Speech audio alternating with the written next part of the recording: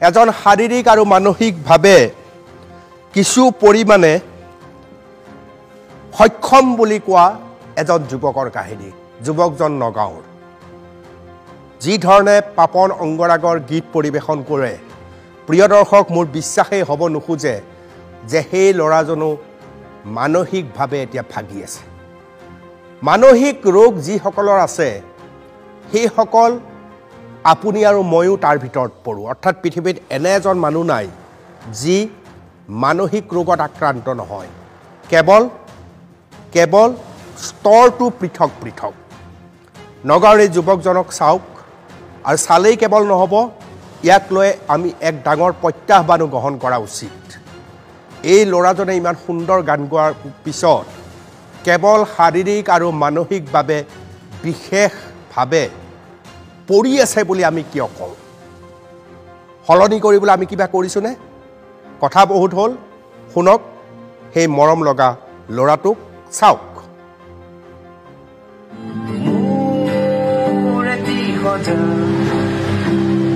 জীৱন ছবি থকা উৰা ফুল ফুলা ছবি থকা খুদ বিচাৰি জীৱনে কয় সপোন আজি মোৰ চকু পানী মোৰ এটি সজা জীৱন ছবি থকা উৰা ফুল ফুলা ছবি থকা তুমি এজাক বৰষুণ হোৱা হলে ময়ো হলোহেঁতেন নৈ তুমি এজাক সপোন হোৱা হলে ময়ো গলোহেঁতেন বৈ উৰি যোৱা পক্ষী যাকে কানে কানে আহি কলে আঁকি লবানে ছবি উৰি যোৱা পক্ষী যাকে কানে কানে আহি কলে আঁকি লবানে ছবি ৰক্তদান তুমি লোবানে লোবানে সাৱতী মনে যদি তোকে চকুলো নিচুকাই দিবানে ও দেউতা সপোনে যদি প্ৰিয় দৰ্শক এইগৰাকী যুৱকৰ নাম হৈছে ৰক্তিম ৰাজখোৱা নগাঁৱৰ যুৱক ৰক্তিম ৰাজখোৱা নগাঁৱৰ যুৱক ৰক্তিম ৰাজখোৱাই কেনেকৈ গীত পৰিৱেশন কৰিছে আপোনালোকে মন কৰক এনেকৈ গীত পৰিৱেশন কৰা ল'ৰা এটা কেনেকৈ শাৰীৰিক আৰু মানসিকভাৱে বাধাগ্ৰস্ত হ'ব পাৰে এনেকুৱা যুৱক এজন ইমান সুন্দৰকৈ গীত পৰিৱেশন কৰিছে এটা গীত দেখুৱাম তেওঁ নিজে নিজে হাতখন কাণৰ কাষলৈ লৈ গৈছে অৰ্থাৎ শাস্ত্ৰীয় সংগীতত ই সত্য কাণত হাতখন ৰাখিলে সুৰ আৰু কথা আৰু সুন্দৰ হয় দৃশ্যটো চাওক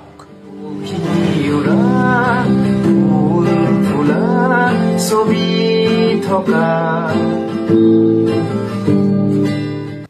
তুমি এজাক বৰষুণ হোৱা হলে ময়ো হলোহেঁতেন নৈ তুমি এজাক সপোন হোৱা হলে ময়ো গলোহেঁতেন বৈ উৰি যোৱা পক্ষী যাকে কানে কানে আহি কলে আঁকি লবানে ছবি উৰি যোৱা পক্ষী যাকে কানে কানে আহি কলে আঁকি লবানে ছবি ৰক্তদান তুমি লোবানে লোবানে সাৱতী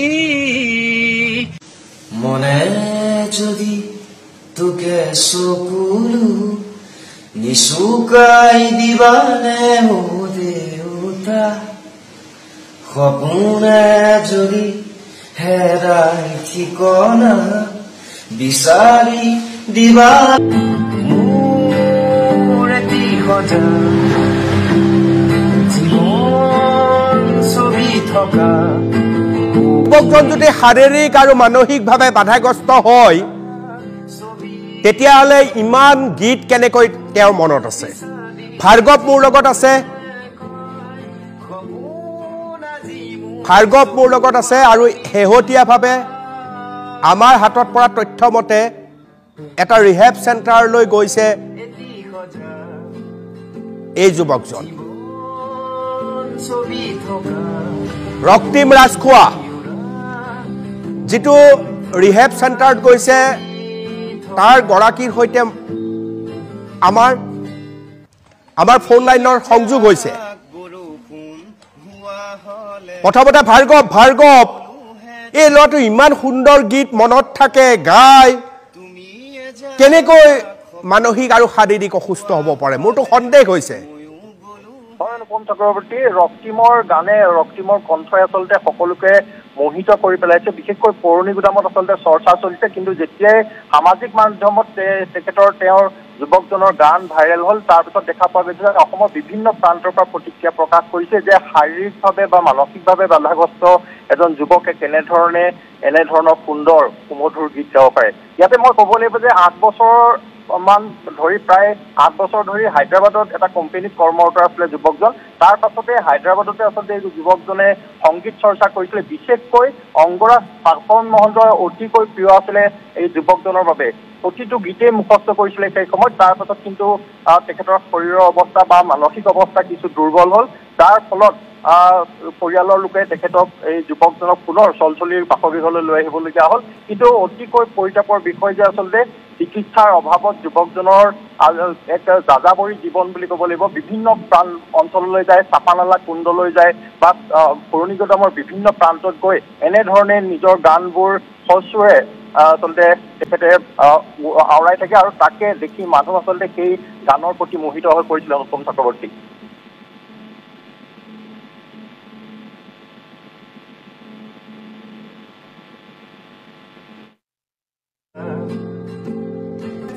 ভাৰ্গৱে সমগ্ৰ কথা কিন্তু মই প্ৰথমতে চেলুট জনাইছো নগাঁৱৰ পোহৰ ফাউণ্ডেশ্যনক বৰ সকৰুণ কাহিনী এয়া মানুহজনে অৰ্থাৎ তেওঁ হায়দৰাবাদত কাম কৰিছিল পৰৱৰ্তী সময়ত আৰ্থিক দিনতা সংযোগ হৈ অসমলৈ উভতি আহিল আৰু অসমত গুৰুত্ব দিয়া মানুহ নোহোৱা হৈ আহিল পুৰণি গুদামত লাহে লাহে গাইত গাব নাপায় লাহে মানসিক জঠৰতা বোধ কৰো বৃদ্ধি পালে তেনেকুৱা এটা অনুমানো কৰিব পাৰি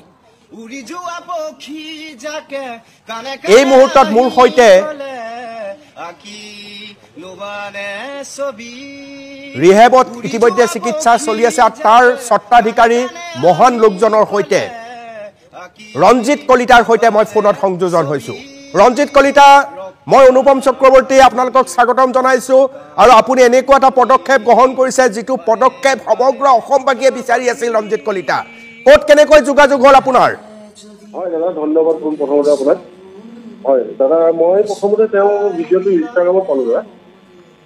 ইনষ্টাগ্ৰামত পালে তাৰপিছত হয় ইনষ্টাগ্ৰামত পাই মই অলপ অনুসন্ধান কৰিলোঁ যে ল'ৰাজন কোন হয় তেখেতে ইমান ধুনীয়া গান গায় ইমান ধুনীয়া সুৰ আৰু তেখেতে নিজে লিখা গান এটা গীত পৰিৱেশন কৰিছে তেখেতে মই বিচাৰি কৰি যেতিয়া উলিয়ালোগৈ গম পালোঁ যে পুৰণি গুদামৰ চলচলিৰ ৰঙীয়া গাঁৱৰ হয় তেখেত একচুৱেলি আৰু তেখেত আপোনাৰ আগত হায়দৰাবাদত আছিলে 2019 চনত তেখেতৰ অলপ কিছু অসুস্থ হৈ পৰিছিলে অসুস্থ হৈ পৰাৰ ফলত আপোনাৰ দেউতাকহঁতে লৈ আহিলে তাৰ পৰা হায়দৰাবাদৰ পৰা আনি লৈ আপোনাৰ ইয়াত চিকিৎসাৰ অভাৱত মানে দেউতাকহঁত আৰ্থিকভাৱে বিৰাট দুৰ্বল তাৰপিছত তেনেকেই সি গাঁৱতে আপোনাৰ ঘূৰা ফুৰা কৰি গান চান গাই ভাল পায় তেনেকেই সি ভাইৰেল হ'ল ভিডিঅ'ত তাৰ সেই সূত্ৰে আমি যোৱাকালি গৈ তাক একচুৱেলি তাৰ কাৰণে কথা আছিলে তাৰপিছত গাঁওবুঢ়াৰ লগত কথা পাতি ওচৰৰ মানুহৰ লগত কথা পাতি ওচৰৰ মানুহেও ক'লে যে দেউতাককো লৈ যাওক দেউতাক এলকহলিক হয় আমি দুয়োজনকে আমাৰ চেণ্টাৰলৈ লৈ আহিলোঁ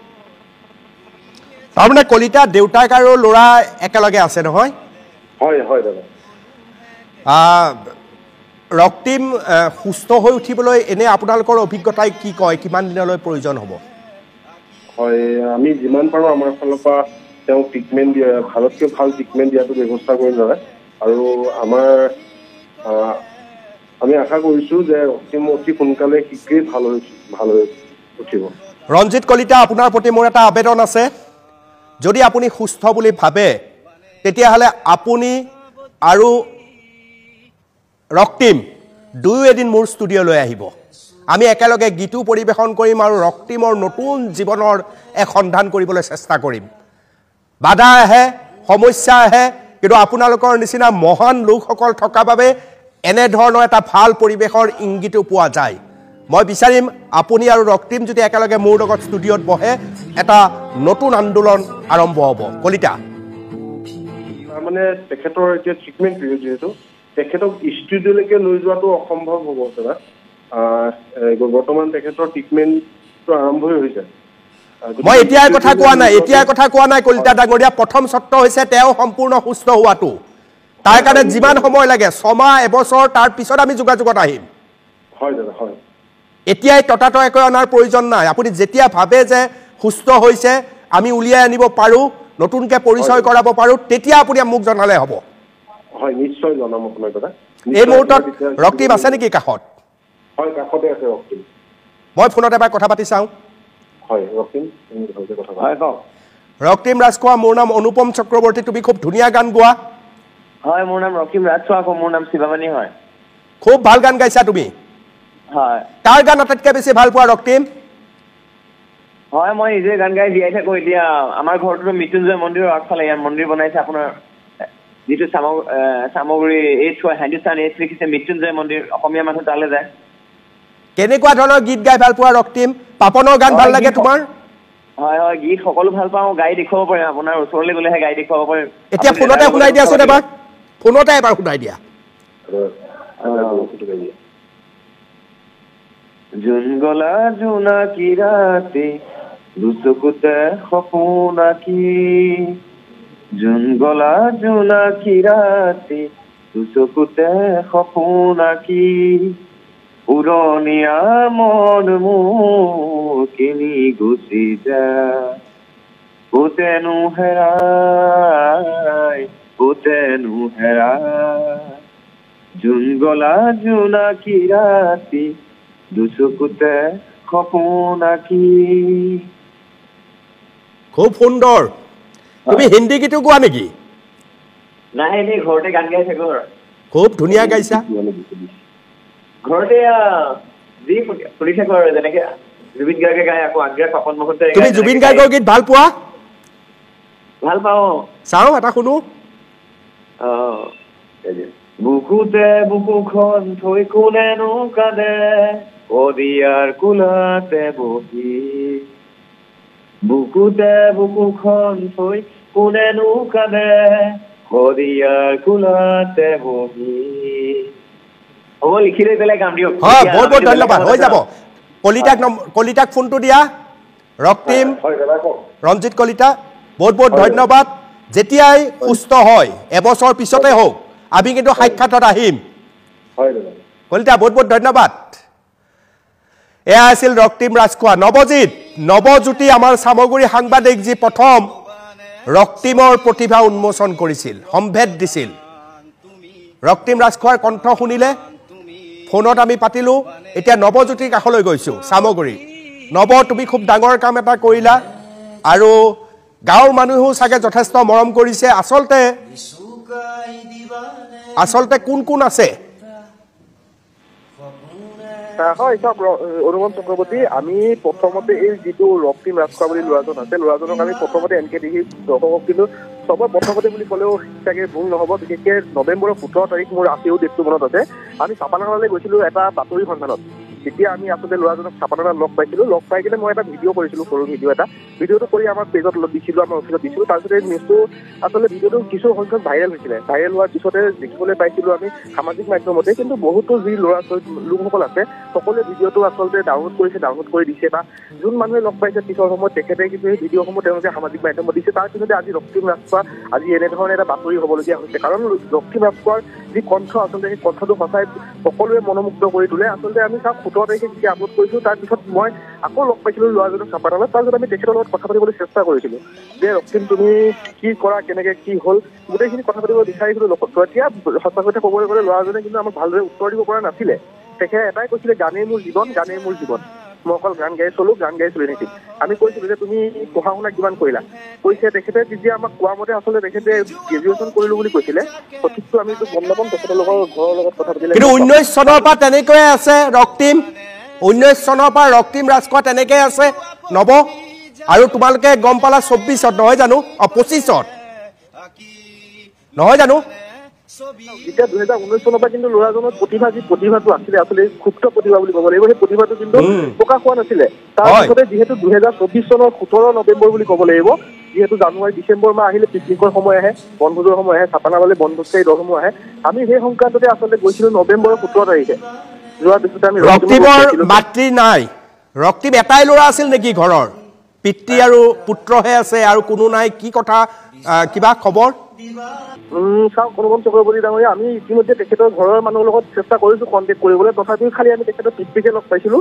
পিতৃৰ লগতে আমি কথা পাতিছিলোঁ, তেখেতে আমাক গোটেইখিনি জানিব দিছে। ইতিমধ্যে আপুনি জনাইছে বা আমাৰ যি নগাঁৱৰ সাংবাদিকগৰাকী আছে ভাৰ্গৱ হাজৰিকা দা, তেতিয়া তেখেতে আমাক জনাইছে যে তেখেতে হায়দৰাবাদত থকাৰ অৱস্থাত কিন্তু এনেকুৱা ধৰণৰ এটা ঘটনা হৈছিলে, তাৰপিছতে আহিছিলে।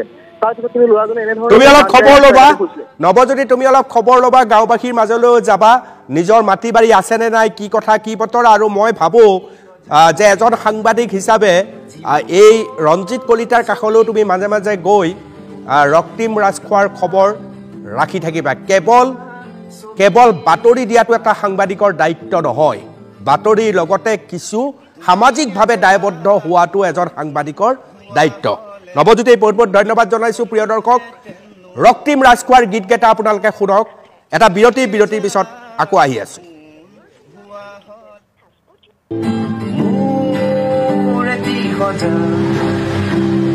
জীৱন ছবি থকা উৰা ফুল ফুলা ছবি থকা ভূত বিচাৰি জীৱনে কয় সপোন আজি মোৰ চকু পানী মোৰ এটি সজা জীৱন ছবি থকা উৰা ফুল ফুলা ছবি থকা